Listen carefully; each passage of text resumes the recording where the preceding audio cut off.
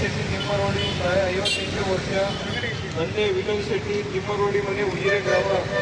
ದಿನಾಂಕ 16/12/2025ರಿಂದ ತಕ್ಷಣದಿಂದ ದಿನಾಂಕ 16/9/2026ರವರೆಗೆ ರಾಯಚೂರು ಜಿಲ್ಲೆಯ ಮಾನ್ವಿ ಪೊಲೀಸ್ ಠಾಣಾ ಸರಹದ್ದಿಗೆ ಗಡೀಪಾರು ಮಾಡಿ ಆದೇಶಿಸುತ್ತಾರೆ.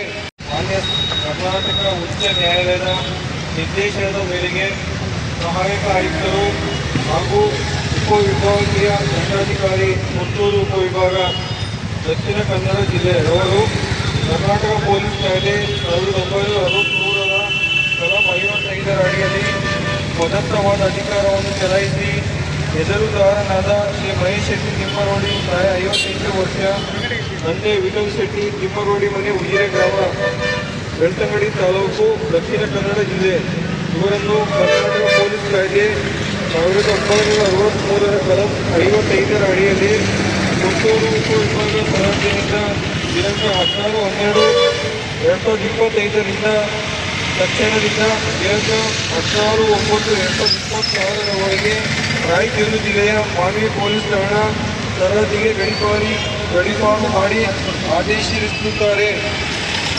ಮಾನ್ಯ ಉಪವಿಭಾಗ ದಂಡಾಧಿಕಾರಿಗಳು, ಪುತ್ತೂರು ಉಪವಿಭಾಗ.